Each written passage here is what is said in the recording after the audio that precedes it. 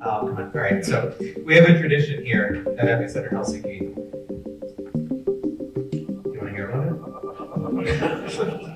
Okay, we're going to lighten the mood. So one of the big things that we do here at Epicenter Helsinki is creating a safe space. It's a safe space for asking questions, networking, and having a great time. So we're going to start by everyone in the room. I know this is going to go against everything that you feel right now, but believe me, trust me, you're going to feel great about it. So for the next 10 seconds, we're just going to clap as loud as possible for you, for me, and for Sami. Okay? 1, 2, 3. Let's hear another. Woo!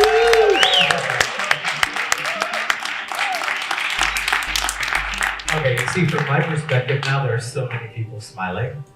So much better. Hey, welcome to Epicenter Helsinki. My name is Joey. I am the community manager here. I see a ton of new faces, so welcome. I hope you're ready for a fantastic conversation as we delve into the metaverse. But a little bit about Epicenter. Epicenter is an arena. It's a playground for local change makers, companies, and thought leaders to come together to, more importantly, share ideas and to expand their growth. And the way that we accomplish these types of growth is by hosting events very similar to this, where we have an opportunity to come together to hear from amazing people who understand a lot more about a topic than I do. But I can fake it, right? Oh, wow. Normally people laugh at that. Where are we? Do we have to clap again? do we have to win you to my side? All right. Our community, like I mentioned, we opened in Stockholm in 2015, and since then have expanded to Oslo and here in Helsinki with projects across Europe, Africa, and Asia. Without you, none of this would be possible. So I want to thank you all firsthand for being here on a Tuesday afternoon to help us enter the metaverse. And we are excited to kick off this event series. This is going to happen on a monthly basis. And we're going to touch on topics like digital fashion, and marketing in the metaverse, avatar tech, and so much more. But today we want to take the opportunity to simply ask, does the metaverse exist? And do you want to come with me on this journey right now? Yeah. So you know the story of Peter Pan, you know Tinkerbell lives off clapping, and if you don't clap, she dies. Do you know the story? Okay, so I also die without validation. So throughout the course of the evening, I'm going to need you to validate me as much as humanly possible. So are we ready to go on this journey? There we go. You see how happy you are despite clapping? Okay. And just a reminder, again, the Epicenter is a safe space for exchanging ideas and knowledge. Please remember to try to meet someone new today. And if you don't have the willpower or the energy to do that, I am the best at interrupting people in their conversations. I am the best wingman. So if you want to meet someone today, just grab me and say, Joey, please introduce me to so-and-so. But also, please ask questions. It's the reason why we have an expert here today.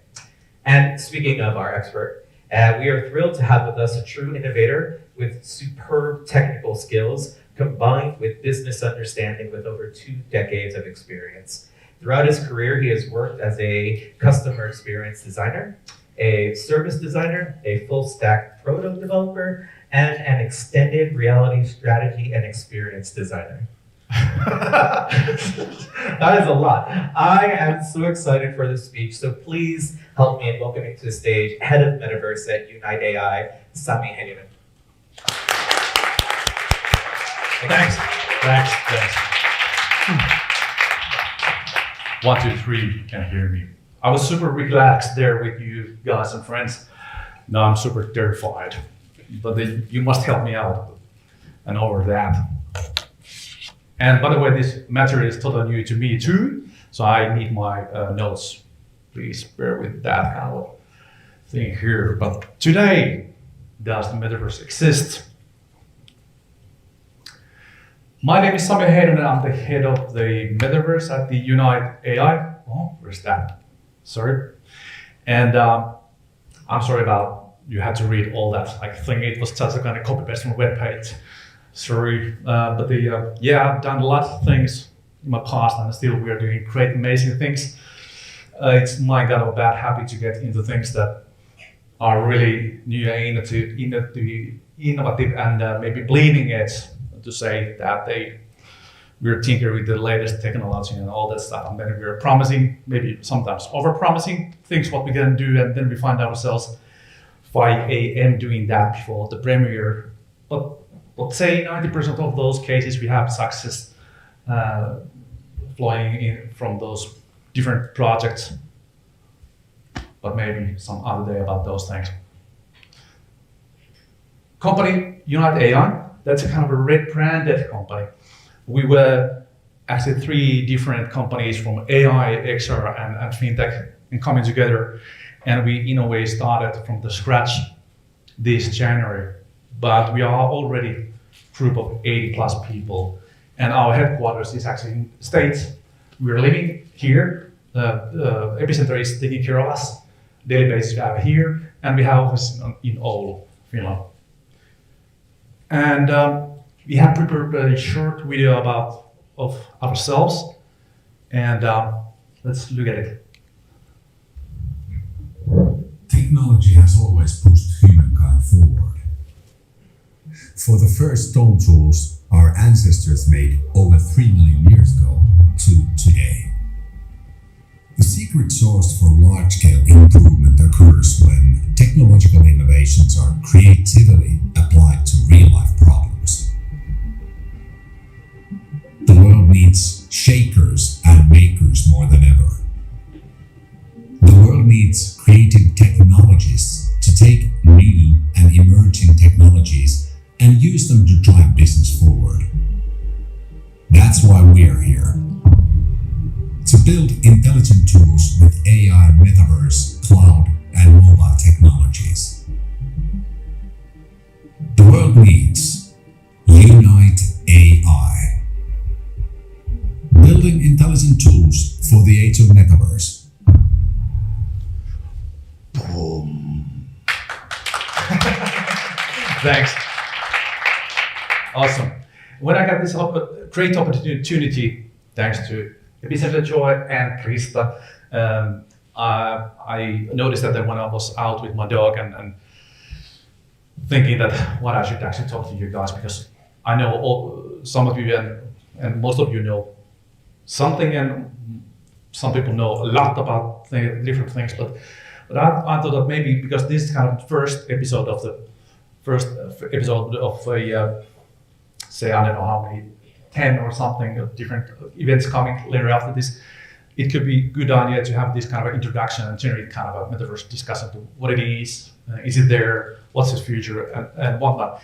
And I have had this kind of a list of random things related to this, and at that time I didn't have kind of a logical path how the story would go, but pretty easily then I started to connect these different things together, and the end of that process, this thing is what you're about to see now. So, if you ask someone how he thinks, what's the metaverse, how he imagines that kind of thing in his or her head, I guess this is something close to that currently, that you have virtual places where people gather together, do some fun, entertaining. They perhaps buy some NFT Armani handbag. They possibly play something on Meta Horizon, or they play some multiplayer game like Fortnite, because that is too can be categorized under the metaverse. And for example, when the COVID was like hitting hard, one really good example of kind of real life examples was those digital showrooms, that there were no places or events where you can actually see physical products and maybe test drive and such. So virtual, for example, car configurators and that stuff like that were coming hard. but the party is more or less over from the, if you think about Gartner hype cycle. I've been here previously, for example, with VR. It had the same kind of a curve that everybody was talking about, and then next day, nobody was talking about it. And when I was at the office or with the customers, like say 5 years ago, they said that, yeah, we tried out VR and it's there in our meeting room corner. Okay, you have virtual reality. Meant that they had bought some hardware and they just played with it a little bit and that's it. So now I can say that once the hype is more or less gone and people are more or less talking about ChatGPT and stuff like that, now the real world actually begins. And people like us, we step forward and start really thinking together with the customers that how to create value with these amazing tools that actually Metaverse is actually providing. But of course, we have to take a couple steps back, like, okay, what is actually Metaverse? What's the official kind of a definition of Metaverse?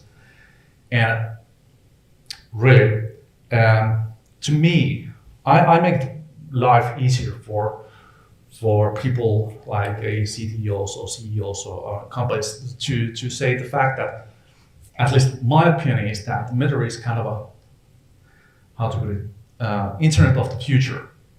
It sounds a little bit plain, oh, internet, but really, if you think where this all is going, it's actually going to this kind of version of Metaverse, step by step. And if it's kind of the internet of the future, who is to say what that internet can actually be? Because it can be almost anything. So there most probably is not one specific definition of what is internet. So the same applies with Metaverse. But what we might have and already have, for example, with internet, that might have and still have kind of a little bit isolated internets, like say cultural or freedom of speech online and that kind of areas and segments of internet. And the same must possibly apply in the future with Metaverse, that someone or some organization is trying to control the Metaverse. It's not just one happy place where everyone can talk about anything.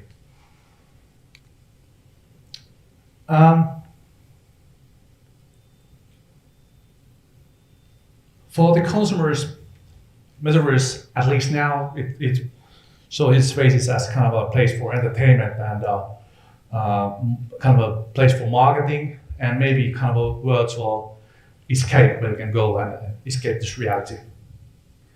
But where I can see that what is the kind of a most fascinating place currently to find value and really like, let's talk about what we can do with this is B2B companies. That they, for example, with these virtual tools and Metaverse, you can actually, in a way, patch up with your personal shortages. That if you can't recruit people, you can bring to your virtualized manufacturing line people to work there as part of your physical manufacturing line. And you can improve your work satisfaction with this, with employee experience, and then can, of course, boost safety, for example. As you all know, you can do some kind of a virtual training that is, for example, safety on construction site and such. And it's a way to co-design with consumers' forthcoming products and that kind of stuff. But it all comes back to meaningful use cases. So always when there is something new tech coming in, everybody wants to do something like showing off that, yeah, this is really cool and stuff. And kind of like gimmicks, marketing gimmicks that let's do this and cost like this and we'll do this thing. But say after a week or two or maybe half a year, it's not actually creating value. So what we need to make sure as designers of Metaverse that we need to find those meaningful challenges and areas to enhance some business or safety to go with our customers and any users, and to really make and focus on meaningful use cases. And how to start and find those within your organization. One example is to have this kind of a Metaverse bootcamp, just to have people to facilitate you to to find those opportunities and learn about it. This is one of my favorite topics, especially say 2 years ago when minerals and all that stuff, like price of aluminium and all that batteries and components were availability and the price, they were like off the roof. And that creates pressure to the whole value chain. If you think there's manufacturer, importing agency, retailer, after sales organization, then you have the poor consumer there. Each of these different layers are taking their own margin. And then once the kind of production cost is too high, there's not enough of cake to be shared with everyone. So most likely the one at the top, of course, you should actually flip this the way around, that you have consumer here, manufacturer here. But if you start thinking, and they are thinking, that how we can actually go to direct to consumer model. And in order to answer that kind of thing, of course, you have questions like how to set up services and maintaining after sales and stuff like that. But the one example is we need some kind of virtual showroom to take a look at our products and really take care of our customers. So that is where we have kind of a $1 million opportunity for different companies, manufacturing industry, to really enhance the quality of the product, quality of the whole stack, to create better services to customers and maybe with less price.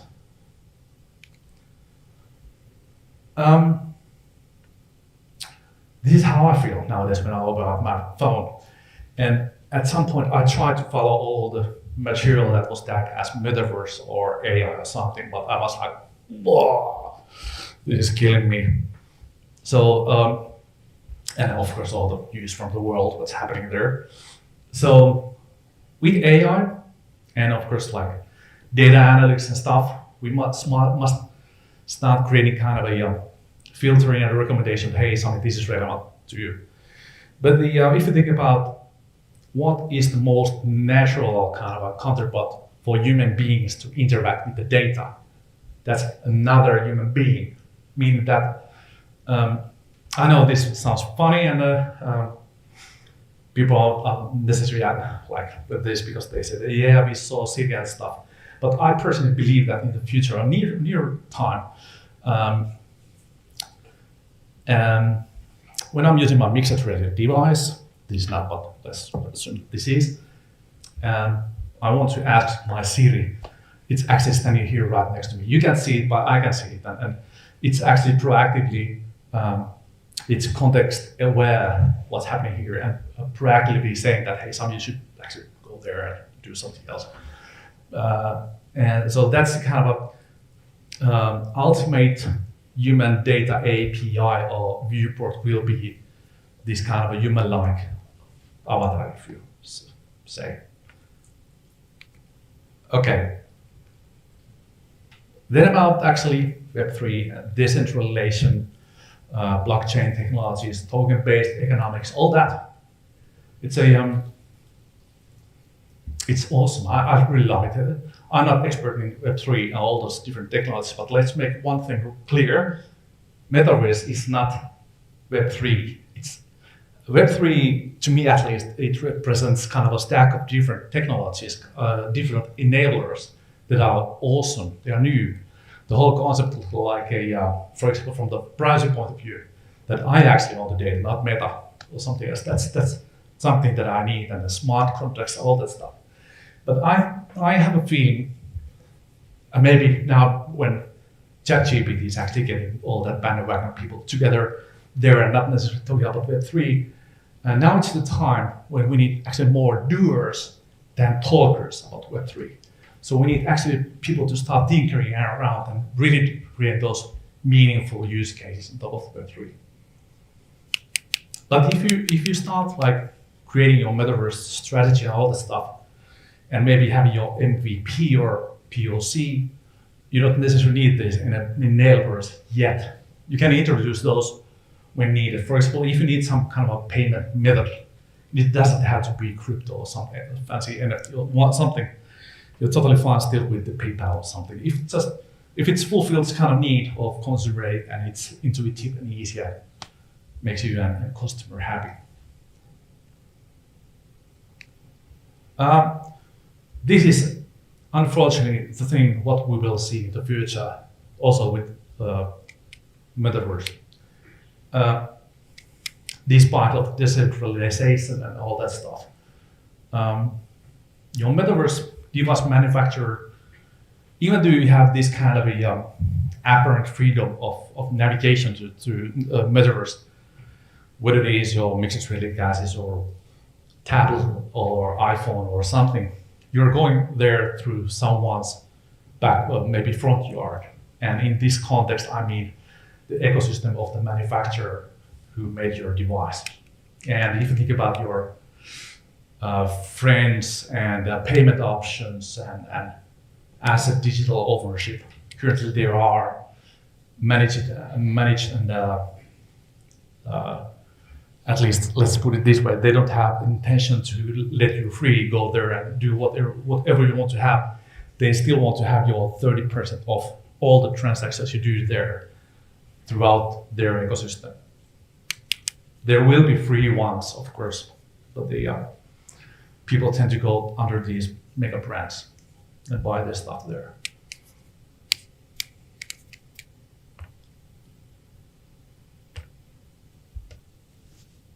One second. Now there. Okay. Very used picture of the movie Ready Player One. I usually say Ready Player Me, that is the avatar system. And the kind of the background story is that all is gone hell. The only safe haven for people is going to some virtual place. Sounds bad at first, but really, if you turn it upside down, and if you're disabled in some way, or if you want to save environment, like limiting your traveling, or you don't have time or something, this is a pretty good kind of a way to create how you can actually experience your life and beyond, meaning that we can get older people on board and take you somewhere. And this was actually already the case with VR back in the days, that we were thinking that if we go to the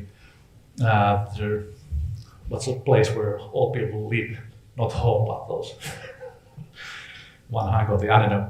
And there you can actually help people to get free in a way and go there and really have fun and maybe do some multiplayer stuff together, that you're with your friends, you're again digging a hole and hey, my back is good, but I'm all virtual.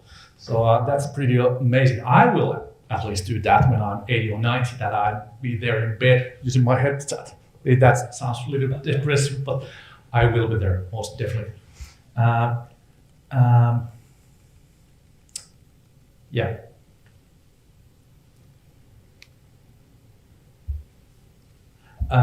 Artificial scarcity. This is actually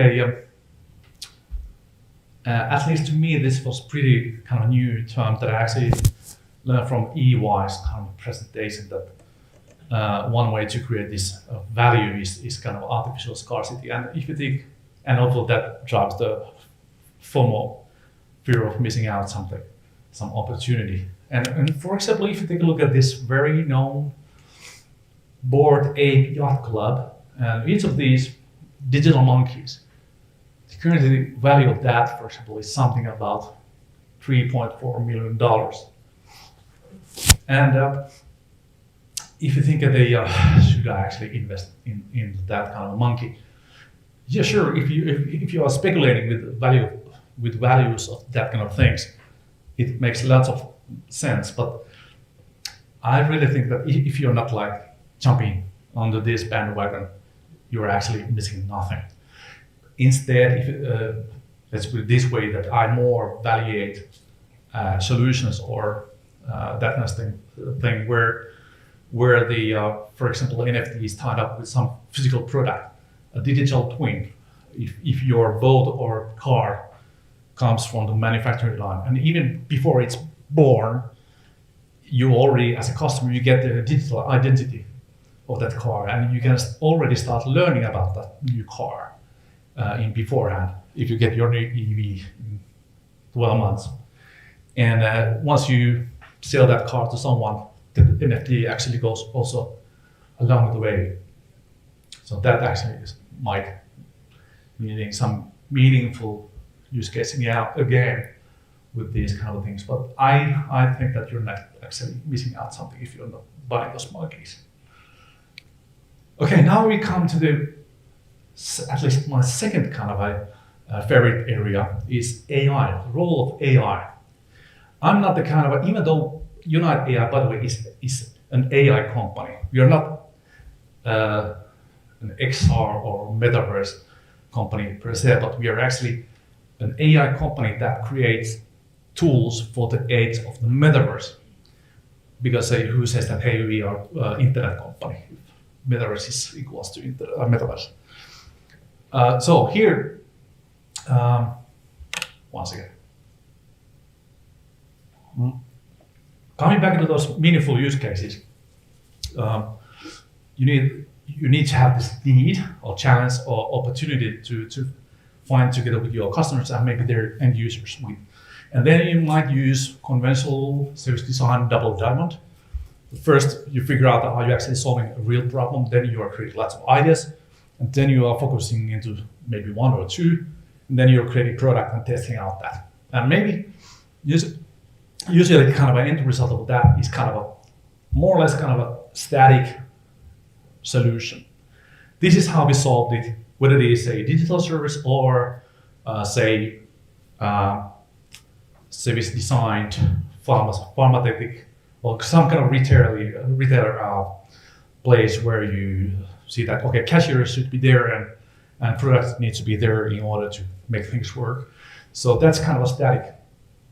But with AI, once it's there all the time under the whole thing, not some kind of additional layer on top of that, but like really on the bottom of everything, it's constantly measuring different KPIs and stuff like that, and thinking that, okay, this time for some reason people don't tend to do what we actually figured out, like say 6 months ago, that they used to do at this point. But then the AI can actually change the use case to dynamically in a way to make the whole thing in a kind of a living organism that actually changes based on actual use. And that's the kind of a one role where we are using AI. And about AI a little bit later. And actually that requires lots of kind of a knowledge, what kind of different AI capabilities and things we have and how to utilize it in this context, etc. So it's a totally different area of expertise. And people are having this kind of healthy discussion currently because we have this fuss ongoing about DALL-E, ChatGPT, Midjourney, stable diffusion and such, that they isn't actually replacing human creativity. But my take on that is it is not. Someone said actually pretty well that maybe if somebody is actually taking your job away, it's not a person using that AI capability. But I think personally over time, when again this bandwagon goes off, back in the days, if you were some creative artist or some kind of a creative person, you usually the masterpieces of your art were actually created in certain circumstances, like you were possibly drinking or smoking or something, or I don't know what you were doing, or having some kind of spiritual awakening, and then that kind of drawing I will do. But I think personally that the AI actually will be in the future, or already is kind of a healthy substance to artists to help them to be creative, meaning that they you can, for example, type in those different keywords. Give me, I need to draw this kind of building. Then type in those different values, like I don't know what, and then it will generate like 10 different pictures of that something. But then, if you take a look at this picture, this is from the computer point of view. This is a flat image anyway. It doesn't actually know what's behind this, but your brain is doing that already. Hey, what's behind there? And that's kind of a thing that AI, at least currently, is not doing. And that's where your creativity actually starts doing that work. So I think AI will be kind of a healthy substance to be taken every morning as a pill, maybe. I don't know. And how to have this kind of a mass adaptation of metaverse. And I personally believe that that day will be when Apple will come out with this kind of mixed reality glasses, that it's so transparent and natural part of your everyday life that it's there, that it's this reality that is enhanced with something, and then you react with that, or it's proactive. And but then it comes back to the ecosystem thing. Whose metaverse layer you are using? Some open source or Meta or Apple or Google or something? Let's see, that remains to be seen. And this we did at this last we did for Vario this kind of a Ford US is our customer, and we got the permission to use this high resolution Ford Mach-E model that can actually have that in your room, and then a group of people can do this kind of a quality check together to find if there are some missing screw traps or something left there. So that's this is on Vario, it's really high quality. And most likely pretty soon, say within 2 months or so, Apple is coming out with their mixed reality headset. Hopefully they don't kill that too. They have this kind of trend of killing everything. And Microsoft has to, thanks to Alpha Space VR, that they are replacing with the mesh. And it's all about experiences.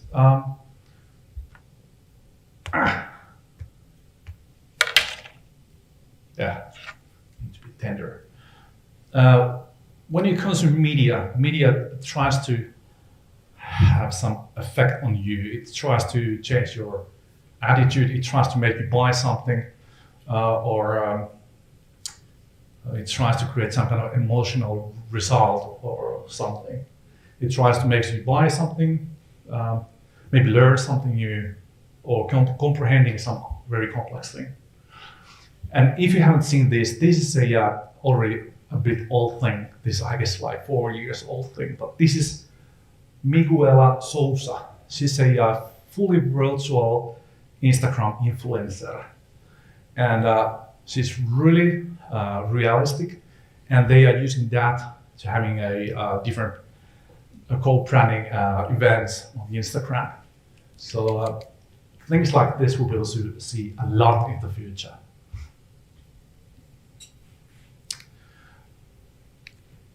And one of my favorite topics is even though it is a kind of this new world of metaverse is kind of massive design challenge, it's also on the other hand huge opportunity. Back in the days we had to worry only about a mobile breakpoint or desktop breakpoint on web pages, that if whether it is responsive website or not. But now we need to take care of the kind of a seamless travel across all different metaverse touchpoints, like a mixed reality, VR, website, some surfaces, or maybe metaverse is just audio coming to your ear, and how to create. Of course, in this context, design is for example, from this point of view, that they with web design back in the days, for example, when I started, I'm so freaking old, that they were actually printing first web pages in 95 or something. And the coolest thing at that time, what we knew, was this blinking dagger. So nowadays, it's a kind of a, let's say, the one good convention is, for example, this hamburger menu. The most of the websites, they have this hamburger menu, and that's kind of an end result of long way kind of a design being evolving, that what's the best way to navigate and do that stuff. But now it's all those like conventions are gone. We are starting from the scratch again, that if you think about 3D and you have to interact with your hands, how that should be done. What's the hamburger menu in that context? And designers, they have to, in a way, have this massive kind of learning curve, how they start thinking in this kind of a context. I've been drawing to our designers this is as a kind of a a kind of a 3D box that you used to design flat free screens, but now you need to start feeling kind of worlds, and that's like, whoa. And as I said, the Metaverse is kind of an end result of kind of a long way. It's kind of a vision. And while getting there, we need to get the most out of the current tools, what we have, and are working best in different contexts.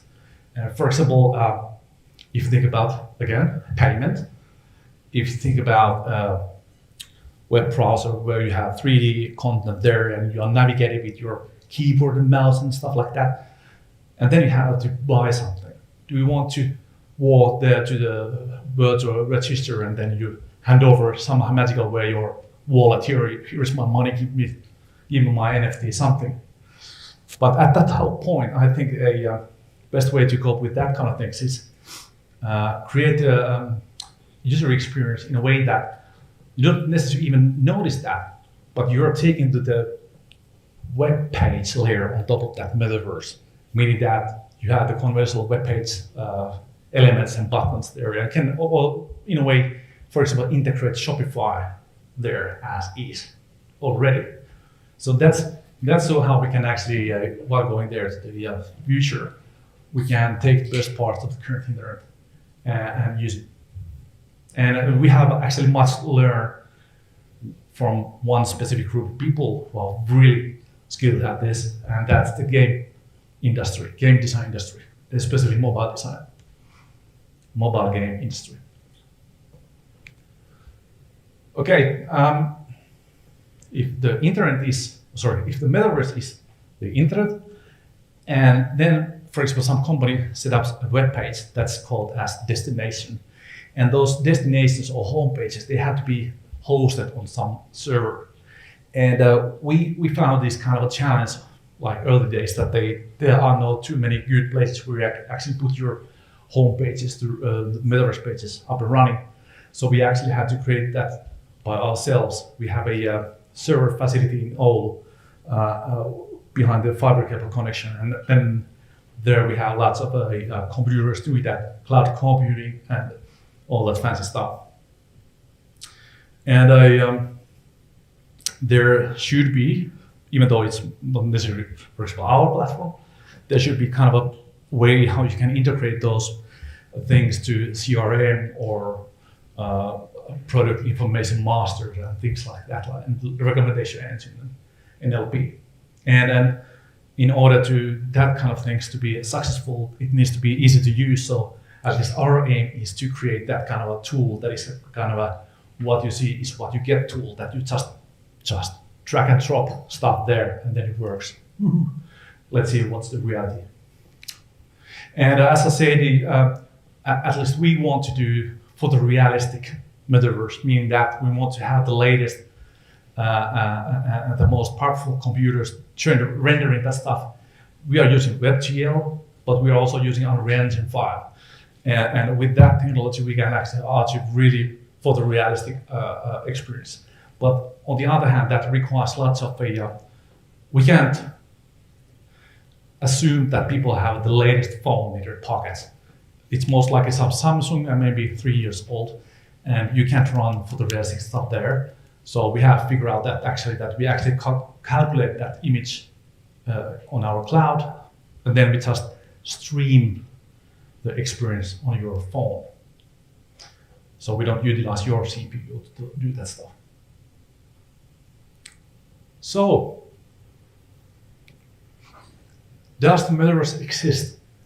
This is kind of a very terrible picture of how Meta put it, like, I don't know, half a year ago. But there is a kind of a consensus that there's only one single metaverse. But there are these different kind of segments of that, like European metaverse, maybe not having clear boundaries, but you know what I mean. And then along the way, while we're having this Ready Player One future, these kind of metaverse characteristics will arise from the current services up. So you don't see the day when the metaverse like here over one night. It will be here piece by piece. And most likely you will access this big metaverse through someone's ecosystem, like for example Apple, and they have some control of that. So coming back to this question, does it actually exist? Yes, most definitely, it's already there, but we don't necessarily realize what we actually currently staring at. And one way to really understand the idea what's there for our business is to really have these kind of metaverse boot camps and educate organizations and people really about the opportunities and constraints and what's possible and scalability things and such. And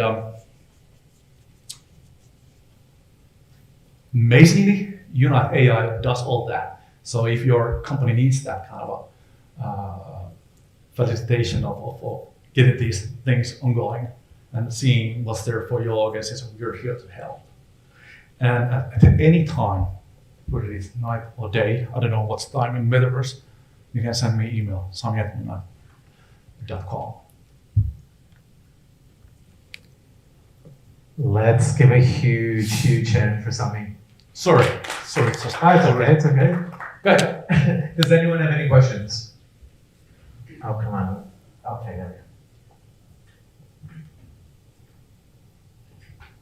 Hi, Sami. Hello, Krista.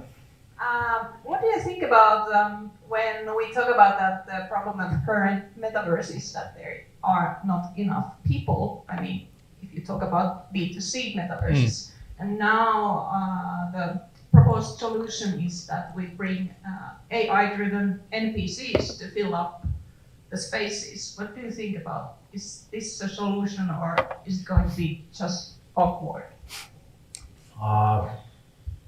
If they play some purpose, it's totally okay to have those NPCs there.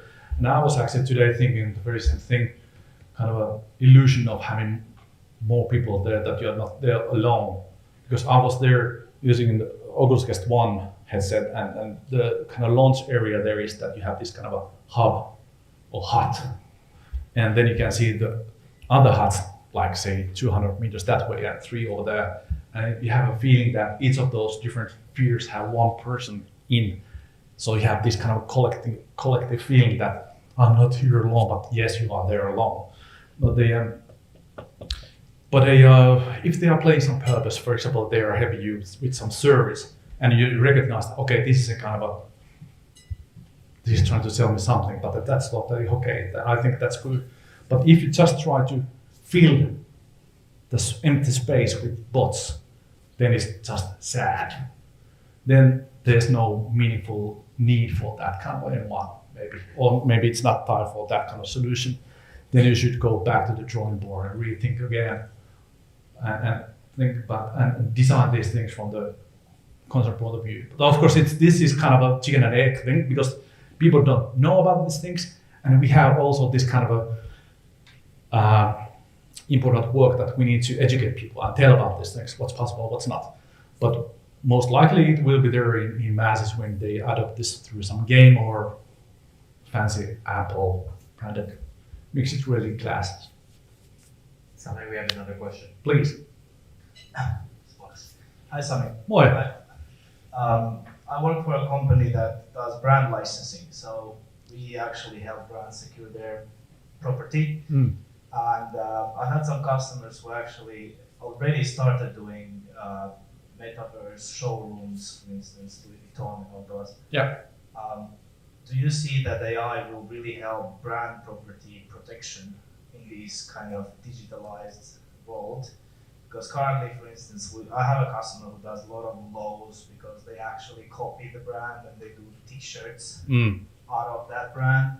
But in a digitalized world, anybody can just, pick a picture and do something with it, right? Yeah. So Yeah. I'm more interested, what's your vision into How to prevent AI that? protect me as a brand owner, for instance, Angry Bird, I can't do an NFT of any Angry Bird because the company will sue me. And well, you know, Yeah. it's a lot of freedom out there. So Yeah, exactly. And most likely you can do that Angry Birds NFT by yourself. I really don't know, to be really honest. Always someone can go over or like around that kind of limitation what we try to have there. And I can't answer that question. Hopefully someone figure out that if we would have a Henry Hyppen, our AI guy here, he would, I guess he's not here, but I would imagine that he would create like 10 ideas right away. But I'm kind of a metaverse guy, sorry. But I can actually, there's a Laura right next to you. Look, Krista is there. If you talk to Laura, he knows how to discuss it forward. It's my business idea. Super. And Stay close there, right? and by the way, I guess I realized today when I was going through this material that I didn't talk about privacy at all. And it's kind of a pleasure that we always seem the kind of a top of the whole thing, and then we have the massive, not saying problem, but the kind of a challenge how we actually clean up the whole metaverse. But then we have to go back to, is this regulation or something? And I have a quick story, if I may, 2 seconds. Back in the days when I was working in Nokia, at that time there was actually no regulation how we actually, what data we can start collecting and stuff like that, because there was things like a first time user experience, and based on this and that we got some data. But the principle was always that if it's legal, it's okay, but you always have to ask permission from the consumer that is this okay, and then go forward with that one. So would imagine that that's also kind of a way forward. But of course, on top of that comes most likely a very, very heavy regulation. I don't know if GDPR actually applies. Maybe applies and have tools already, but possibly there are kind of new profession called as Metaverse Privacy Officer, and how GDPR actually applies into Metaverse things. I don't know. And Sami, I warned you that we have a really engaging community, so we have a couple more questions. Okay, awesome. Yeah. Hello, Sami. Rauno here. What? Actually, you partly already answered the question, but let me fulfill a little bit. According to the EU regulations, so the GDPR, DSA, DMA, DGA, and AI regulation apply to Metaverse exactly like it does in a real life. So we need to pay attention for that. Secondly, we are making also many kind of XR sites, but my question to you is that how do you feel at the moment about Finnish companies and the readiness for them to go into metaverses or XR platforms compared to American market, European market, Far East? So are we on the level or are we already behind? Do you want me to be honest with this answer? Let me think how to put this, because I want to stay as positive as possible. But okay, let's put it this way: that they are, of course, I saw with my own eyes that they once the whole situation, what we currently have here in the world started, Finnish companies were like, let's go around the table and duck and cover, and let's hope that it pops, and like maybe freezing all the different IT or some investments that they let's stick with the old things, and when the days get better, we come with the ideas and maybe then we get flourished. But I think that's bad strategy. We should invest into these things already, especially now. Let's say a year ago, you should have started to think about how you actually leverage your business with Metaverse. For example, these digital showrooms. And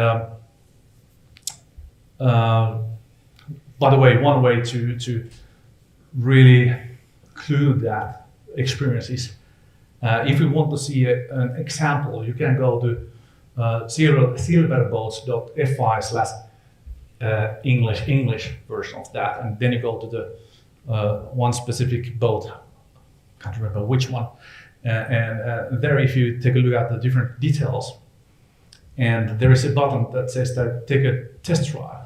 And once you click that, you're taking this to do this kind of a very immersive 3D environment where you can start driving your boat and stuff. But of course, that's kind of an end result because I was working in that company and I just push it there. And I think at least globally it resonated a lot. I got lots of inquiries that that's so cool and we want to have the same kind of thing. But most of those inquiries, they came from outside Finland. So definitely there's a huge opportunity for Finnish companies to really utilize metaverse opportunities. Hey, Sami, I'm going to piggyback off of that. So as enterprises look at their future strategy, and you mentioned that they should be investing in digital showrooms, what are other investments that they should be making to be ready for the metaverse? At least raise the awareness of these the different things in their organizations, educate their own people, really deep dive into. I would imagine we are all most likely more or less like experts of these things, but there are lots of people who know nothing about those things. At least they know some headline like ChatGPT or Metaverse or NFT, and that's it. So if there are like tons of different CTOs or CEOs, and they just want to buy 250 kilograms of ChatGPT, or as they back in the days, the same people were like buying data analytics for 1.7 kilograms. So meaning that they just need to buy it in order to do good, but that's nonsense. You should actually, there's so much of potential. So you really need to have right partners together with you to really start like figuring out what to do with this enormous amount of possibilities. And our last question. Yeah. Hi. Hi. Thanks, Sami. So I wanted to find out about the potential use of metaverse in communities or in countries in the developing world that until recently didn't have the ability to access the internet and all the benefits that come with that until I guess it became cheaper and, and devices. So metaverse to me, I think I understand it as something that has a high barrier of entry when it comes to software or hardware or maybe very fast internet speeds. So is that true, or is there a way for this function now to quickly serve communities that have been struggling to catch up and are now? First of all, of course, the first thing that I was started to think when I was listening to you was the kind of a touch point thing that people don't have the latest and the most fanciest devices in order to run some thing, but they actually, what I think that metaverse should be is kind of it should be device agnostic, meaning that the data they're under is running and all that society, and you can interact with that metaverse even with text messages, and then it's replying back to you. And I said in the beginning of this presentation that one kind of output of metaverse experience can be just audio. It can be a podcast that some AI produces, and then you can maybe interact back to that kind of audio. It's some natural language processing model that you are having your conversation with. So most likely that kind of entry level is you just need to design such kind of things that they really fit into markets where you don't have the latest technology. But then what comes to the needs of that society and all that structure, that's totally different question. That's a area where we need to find those meaningful use cases to make people's lives better in a way or another. And then it's totally up to the case. Okay, let's give a huge round of applause to Sami. Thanks, sir. I'm going to leave it on this meeting, but he's going to stick around for a little bit for everyone to ask questions if you didn't feel confident enough to ask on the microphone. But I know that a huge portion of what I said about it tonight is networking, so we want to get right to that. But I'd be really shit at my job if I didn't talk about a couple of things that we have coming up. So if you'll bear with me for another 5 minutes, I hope that's okay. God, I thought we learned this in the beginning. Come on. Is that okay? Yeah. All right, awesome. And so I want to thank Sami so much for sharing his thoughts. I'm super excited to continue this conversation of metaverse throughout the year. As I mentioned at the beginning, we are a community for a playground for local change makers, and we want to grow this community. We have a pretty jam-packed year ahead of us, so I'm going to share a few things with you. And there'll be QR codes for you to scan. And on next Tuesday, January 31st, we're going to launch our new series called Tech. It's a monthly event where we're going to look into various tech industries. For the launch, we're going to turn our attention to EdTech. Here, we're going to learn from thought leaders on how to penetrate the international EdTech market and how EdTech can be used to support equal learning. On the stage will be Sari, CEO and founder of Kids Science, Salim, co-founder of Lincoln Method, and Amulis from UNICEF. We'll all have a really great conversation about how we leverage EdTech to help support learning. And also, I had a brief view with all of them, and they were wild. So it's gonna be really, I'm shitting myself a little bit having to moderate that conversation and keeping everyone in mind. Our next event on February 8th, we're gonna blend our monthly after work series with our new Hired series into one event. So Hired is a monthly event where we look at the biggest trends of talent acquisition and attraction. The conversation this time is going to tackle unconscious bias and awareness and actions for equitable organizations. And here we're going to hear from Christian Martinez, who's the HR manager for Swabi, and Laura Smith, who's the founder and DEI researcher for Valid Day. And so that should be a really, really great event. These are all open and available to everyone, so please use the QR code as I'm speaking. Joining with us back into the metaverse on February 14th for a deep dive look into digital fashion. My friend Krista Yunti is here. She is the founder of Eventually XR, and Natalia Sarmakari. Normally I don't say any Finnish names, but I got a couple American names earlier, so I figured I should challenge myself. She is a postdoctoral researcher at Aalto University that will be on the main stage this evening to talk about how fashion has gone digital and what that means. February 27th, there's not another slide, but February 27th, we're going to continue our wildly popular Web3 series, which will topic to be determined once we get there. And then to end out the month on February 28th, we're going to host our second tech event. And this time, we're going to talk about how health tech gives us superhuman powers. And Francois Pallier, who's the CEO and co-founder of Circagene, will be on hand to talk about how we can use health tech to extend not only our lives, but our loved ones' lives as well. So that is a mouthful, even for this New Yorker who is used to talking at a mile a minute. So I want to thank you all so much for being here. There's still food in the back. We're going to pump up some jams. If you have a drink ticket, the bar is still open. If you don't have a drink ticket, maybe you can coerce me into getting you another one.